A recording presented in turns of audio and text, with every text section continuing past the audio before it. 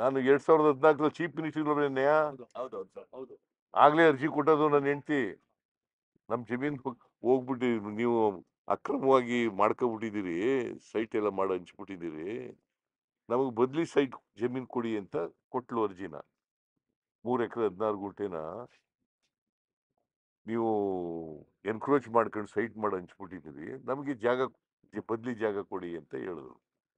ನನಗೆ ನನ್ನ ಗಮನಕ್ಕೆ ತಕ್ಕ ಅರ್ಬನ್ ಡೆವಲಪ್ಮೆಂಟ್ ಈ ತರ ಅರ್ಜಿ ಕೊಟ್ಟಿದ್ದಾರೆ. ನಾನು ಹೇಳಿದೆ, ನಾನು ಚೀಫ್ ಮಿನಿಸ್ಟರ್ ಆಗೋವರೆಗೂ 1 ಗುಂಟೆನೂ ಕೂಡ ಕೊಡ್ಬೋದು. ನಾನು ಕೊಟ್ಟಿದ್ದೀನಿ ಆಗ 2014 ನಾನೇ ಕೊಟ್ಬಿಡ್ಬೋದಾಗಿತ್ತಲ್ಲ. ಹಾಗಾದ್ರೆ